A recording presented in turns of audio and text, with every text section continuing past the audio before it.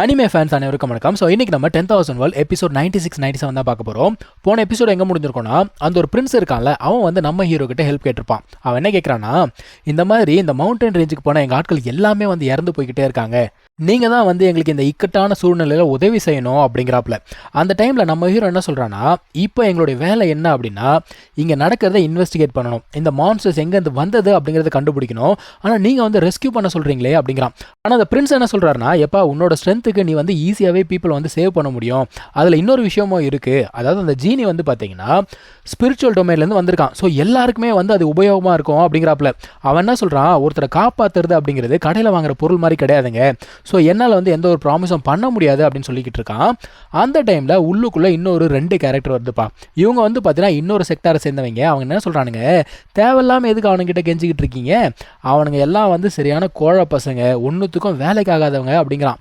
இந்த பிரின்ஸும் பார்க்குறான், பா நீ வந்து கரெக்டான டைமுக்கு வந்திருக்க, ஸோ உன்னால் வந்து எங்கள் மக்களை காப்பாற்ற முடியுமா அப்படின்னு கேட்கும்போது, உனக்கு என்ன மலையில் இருக்க ஒரு சில பேரை காப்பாற்றணும் அவ்வளோதானே, நான் காப்பாற்றுறேன், நான் வந்து மற்றவங்கள மாதிரி எலியெல்லாம் கிடையாது, நான் போய் ஒளிஞ்சிக்கலாம் மாட்டேன் அப்படிங்கிறான். இதை கேட்டோடனே நம்ம ஆட்களுக்கு கோவம் வருதுப்பா. அந்த ஒரு பொண்ணு எந்திரிச்சு கேட்குறா, என்ன நீ உன் இஷ்டத்துக்கு பேசுகிற, ஒழுங்காக பேசு அப்படிங்கிறா. அவன் என்ன சொல்கிறான்னா, நான் ஒன்றும் இல்லாததெல்லாம் சொல்லலை, அந்த ஒரு கேவுக்குள்ளே ஒருத்தன் வந்து சீக்கிரமாக போயிருந்தான் ஹெல்ப் பண்ணுறதுக்கு அப்படின்னா, அட்லீஸ்ட் என்னுடைய தம்பி வந்து இன்றைக்கி அன்கான்ஷியஸாக இருந்திருக்க மாட்டான், ஸோ இவன் தான் எல்லாத்துக்கும் காரணம், நான் வந்து மறைச்சு பேச வேண்டிய அவசியமே கிடையாது அப்படிங்கிறான். அந்த பொண்ணு என்ன சொல்கிறா, இதை பற்றி பேச வேண்டிய டைம் இது கிடையாது, வேண்டாம் பேசாத அப்படின்னு சொல்கிறா. இப்போ லின்ஃபங் வந்து கேட்குறான், எதுக்குப்பா நீ உள்ளுக்குள்ளே வரும்பொழுதே வந்து தேவையில்லாமல் எங்கள் செக்டாரை பற்றி தப்பாக பேசிட்டு வர, எப்படி பார்த்தாலும் நம்ம எல்லாருமே அந்த 7 மேஜர் செக்டாரை சேர்ந்தவங்க தான், எதுக்கு இந்த மாதிரி பேசிக்கிட்டு இருக்க, இதெல்லாம் நல்லா இல்லை அப்படிங்கிறான்ப்பா. ஆனால் வந்தவன் என்ன சொல்கிறான், எது 7 மேஜர் செக்டாரா, உன்ன மாதிரி ஆட்கள்லாம் இருக்கிற வரைக்கும் நீ எல்லாம் வந்து 7 மேஜர் செக்டாரில் இருக்கிறதுக்கு வர்த்தே கிடையாது அப்படிங்கிறான். அதான் நம்ம ஹீரோ சொல்கிறான், இங்கே பாரு உனக்கு ஏதாவது பிரச்சனை இருக்குது அப்படின்னா நேரடியாக கேளு, நான் பதில் சொல்கிறேன் அப்படிங்கிறான். அவன் என்ன சொல்கிறான், என்ன கேட்கணும், நீ என்ன சொல்ல போகிற, நான் தான் எல்லாரையும் காப்பாற்றினேன் அப்படின்னு சொல்ல போகிற அவ்வளோதானே அப்படின்னு சொல்லிட்டு நக்கலாக பேசுகிறாங்க. இப்போ இந்த ஒரு ஆர்கியூமெண்ட் வந்து பார்த்தீங்கன்னா எல்லாம் மீறி போனதுக்கப்புறம் எல்லாருமே நம்ம ஹீரோக்கு சப்போர்ட் பண்ண வராங்கப்பா. ஆனால் இதையுமே அவன் என்ன பண்ணான்னா கொஞ்சம் கொச்சையாக பேசுகிறான். உடனே அந்த பொண்ணுக்கு கோவம் வந்துடுது, உனக்கு ஒரு பாடம் சொல்லித்தரேன் அப்படின்னு சொல்லிட்டு அட்டாக் பண்ணலான்னு பார்க்குறா. பட் ஆனால் ஆப்போசிட்டில் இருக்கவன் என்ன பண்ணுறான்னா, இவ்வளோ அட்டாக் பண்ணுறதுக்கு கிட்டத்தட்ட கத்தி கிட்ட வந்துருச்சு. நம்ம ஹீரோ அந்த ப்ரிசன் டெக்னிக் அப்படிங்கிறத யூஸ் பண்ணி அந்த கத்தியை பிடிச்சி வச்சுறான். அவன் என்ன சொல்கிறான், நீ வந்து என்னை கேவலப்படுத்தின, அதெல்லாம் எனக்கு பெரிய விஷயம் கிடையாது, நான் தட்டி விட்டு போயிடுவேன், ஆனால் நீ வந்து என் ஃப்ரெண்ட்ஸ் மேலே கை வைக்கிறல்ல, அதை வந்து நான் பார்த்துட்டு சும்மா இருக்க மாட்டேன் அப்படின்னு சொல்லிட்டு அவன் திரும்ப எதிர்த்து சண்டை போட ஆரம்பிக்கிறான். அவனுடைய மார்ஷல் சோல் அப்படிங்கிறத ரிலீஸ் பண்ணுறான், அதாவது அந்த ஃபீனிக்ஸ் மார்ஷல் சோலை தான் ரிலீஸ் பண்ணுறான். இதை பார்த்தாலே அவங்களுக்கு தெரியுது இது வந்து கிங் கிரேட்ல இருக்குது அப்படிங்கிறது தெரியுது. ஆனால் அந்த பொண்ணுமே வந்து பார்த்தீங்கன்னா கொஞ்சம் ஸ்ட்ராங்கான ஆப்போனன்ட் தான், அவளோட ஈட்டி அப்படிங்கிறத யூஸ் பண்ணி அட்டாக் பண்ணுறான்ப்பா. அந்த டைமில் நம்ம ஹீரோ அந்த ஒரு ஈட்டியை அசால்ட்டாக ஏதோ குச்சியை பிடிக்கிற மாதிரி பிடிச்சிடறான். அதை பிடிச்சிட்டு என்ன சொல்கிறான்னா, அந்த ஹெவன்லி சன்ஃப்ளேமோட அண்டர்ஸ்டாண்டிங் உனக்கு வந்து ரொம்ப புவராக இருக்குது. அதுக்கப்புறமா என்ன பண்ணுறான், அதை வந்து கம்ப்ளீட்டாக அப்சர்வ் பண்ணுறானா. அவனுங்களுக்கு ஒன்றுமே புரியல, டே என்னடா பண்ணுறான் அவன், ஏன்னா அதில் இருக்க அந்த ஹீட் வந்து பார்த்தீங்கன்னா ஒரு ஹாட்டான அயனை கூட உருக்கிடும். ஆனால் இவன் அசால்ட்டாக வந்து அது எல்லாத்தையுமே அப்சர்வ் பண்ணிட்டான் இல்லையா. அதுக்கப்புறம் என்ன பண்ணுறான், அவனோட ஃபீனிக்ஸ் மார்ஷல் சோலை யூஸ் பண்ணி அந்த ஒரு பொண்ணை பிடிச்சிட்டு என்ன சொல்கிறான், நீ எப்படியோ தோத்துட்டல, ஒழுங்கு மரியாதை மன்னிப்பு கேளு அப்படிங்கிறான். அந்த டைமில் இன்னொருத்த என்ன பண்ணுறான், அங்கே இருந்து பட்டுன்னு மறைஞ்சு நம்ம ஹீரோக்கு பின்னாடி வந்து இவனை வந்து ஃப்ரீஸ் பண்ணுறான்ப்பா. இவன் என்ன சொல்கிறான், எதுக்கு மன்னிப்பு கேட்கணும், அவன் என்ன தப்பாக பண்ணா அப்படிங்கிற மாதிரி இவன் வந்து ஃப்ரீஸ் பண்ண ஆரம்பிக்கிறான். அவன் என்ன சொல்கிறான், நீ தான் எல்லாத்தையும் அப்சர்வ் பண்ணுவல, முடிஞ்சா இதையும் அப்சர்வ் பண்ண அப்படிங்கிறான். பட் ஆனால் இவனால் இதை அப்சர்வ் பண்ண முடியல, இது வந்து பயங்கர ஸ்ட்ராங்காக இருக்குது. இதுக்கு முன்னாடி இதே மாதிரி ஒரு சிச்சுவேஷனை இவன் ஃபேஸ் பண்ணியிருப்பான், ஆனால் அதை வந்து ஈஸியாக கடந்து வந்துட்டான். இதை அவனால் அப்சர்வ் பண்ணவே முடியல, பயங்கர ஸ்ட்ராங்காக இருக்குது. அவனோட அந்த ஃபீனிக்ஸ் ஃப்ளேமை கூட யூஸ் பண்ணி பார்க்குறான், இருந்தாலுமே அப்சர்வ் பண்ண முடியல. ஸோ ஆப்போனன்ட் என்ன பண்ணுறான்னா, இவனை கம்ப்ளீட்டாக ஃப்ரீஸ் பண்ணிடுறான்ப்பா. இப்போது எல்லாருக்குமே பயங்கர அதிர்ச்சி, என்னடா இது லின்ஃபங் இப்படி டிஃபீட் ஆகிட்டானே அப்படின்னு சொல்லிட்டு பார்க்குறாங்க. எல்லாருமே என்ன சொல்கிறாங்கன்னா, சரிப்பா சண்டை தான் முடிஞ்சிச்சுல, அவனை ஒழுங்காக ரிலீஸ் பண்ணு அப்படிங்கிறாங்க. அவன் வந்து முடியாதுங்கிறான். எது, நீ வந்து அடின்னு சொன்னால் நான் அடிக்கணும், வேணான்னு சொன்னால் விட்டுணுமா, முடியவே முடியாது அப்படிங்கிறான். இப்போ இவங்களுக்குள்ள சண்டை அப்படிங்கிறது நடக்குது. அப்போ அந்த ஒரு பொண்ணு மட்டும் திரும்பி பார்க்குறா, பார்த்தா அந்த ஒரு ஐஸ் வந்து பார்த்தீங்கன்னா கிராக் ஆக ஆரம்பிக்குது. நம்ம ஹீரோ டிஃபீட் ஆகிட்டான் அப்படின்னு நினச்சிட்டு இருந்தவங்க எல்லாருக்குமே பயங்கர அதிர்ச்சி. அந்த ஒரு ஐஸ் எல்லாம் உடஞ்சி போய் அவன் வந்து பார்த்தீங்கன்னா ஒன்றுமே ஆகாமல் நின்றுட்டு இருக்கான். அது மட்டும் இல்லாமல் அந்த ஒரு ஐஸ் வந்து பார்த்தீங்கன்னா ஒரு வாட்டரால் தானே உருவாச்சு, அந்த எனர்ஜி மொத்தத்தையுமே இவன் அப்சர்வ் பண்ணிட்டான். அப்சர்வ் பண்ணி அது வந்து ஒரு ஸ்வாடாகவே மாற்றிட்டான்ப்பா.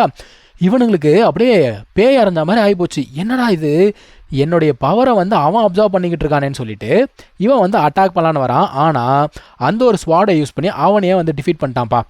அப்போ அந்த பொண்ணு போய் கேட்குறா, என்ன ஆச்சு அப்படின்னு கேட்கும்போது, அவன் வந்து என்னுடைய பவரை அப்சர்வ் பண்ணி அதை வந்து ஒரு ஸ்வாட் மார்ஷல் சோலாவே கன்வெர்ட் பண்ணிட்டான், இது எப்படி சாத்தியம் அப்படின்ற மாதிரி கேட்குறான். அந்த பொண்ணு என்ன சொல்கிறா, இந்த நிர்வாணா ப்ராக்டிஷனர்ஸ் இருக்காங்களா, அவங்களால கூட இதெல்லாம் பண்ண முடியாது, இவனால் எப்படி இது பண்ண முடியுது அப்படிங்கிற மாதிரி அவ கேட்குறா. அங்க இருந்த இன்னொருத்தன் என்ன கேட்குறான்னா, நீ வந்து டிவைன் மார்ஷல் ரன்ல இருக்க, உன்னால எப்படி இதெல்லாம் பண்ண முடியுது, இதெல்லாம் பண்றதுக்கு வாய்ப்பே கிடையாது அப்படிங்கிறாங்க. இவன் என்ன சொல்றான், இதெல்லாம் ஏன் என்னால் பண்ண முடியுது அப்படின்னா, நான் வந்து ஸ்வாட் கிங்கோட பையன் அப்படிங்கிறான்.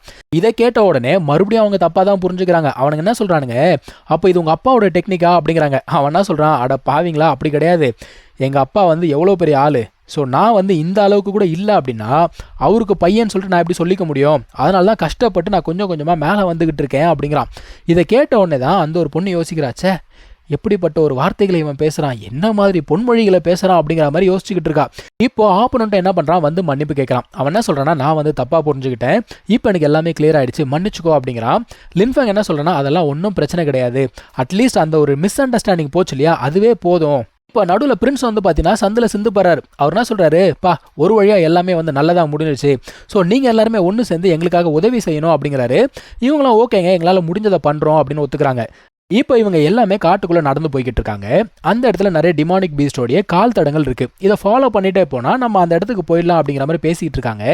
அந்த டைமில் என்ன நடக்குது, ஏகப்பட்ட பீஸ்ட் வந்து பார்த்தீங்கன்னா அங்கேருந்து ஓட ஆரம்பிக்குது. இவங்கெல்லாம் பயப்படுறாங்க, நம்ம இங்கேருந்து போயிடலாம் அப்படிங்கிறாங்க. ஆனால் ஹீரோ என்ன சொல்கிறான், நல்லா பாரு, அது எல்லாமே வந்து நம்மக்கிட்ட வரல, வேற ஒரு திசையில் ஓடிக்கிட்டு இருக்கு அப்படிங்கிறான். இப்போ அந்த இடத்துல உத்து பார்க்கும்போது இவங்களுக்கு என்ன தெரியுதுன்னா, அந்த இடத்துல வந்து ஸ்பிரிட் ட்ரீ அப்படிங்கிறது இருக்குப்பா.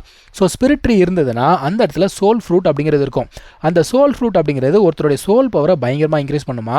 நம்முடைய அந்த பறவை இருக்குல்ல, அது என்ன சொல்லுதுன்னா, இந்த மாதிரி ஸ்பிரிட் ட்ரீலாம் எங்கே வளரும் அப்படின்னா இந்த ஏன்ஷியன்ட் பேட்டில் ஃபீல்டில் தான் வளருமா.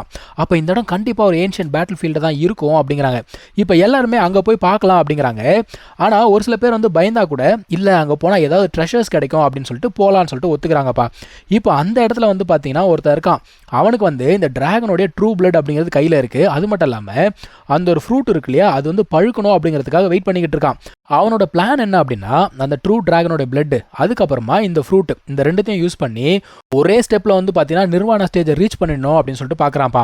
அந்த டைமில் அங்கே ஒரு ஈவில் டிராகன் வருது. அது என்ன சொல்லுது, உனக்காக நான் வந்து என்னுடைய ட்ரூ பிளட் அப்படிங்கிறத கொடுத்தேன் இல்லையா, நீ வந்து எப்போ அந்த ஃபார்மேஷனை பிரேக் பண்ணி என்னை வந்து வெளியில் விடுவே அப்படின்னு கேட்குது.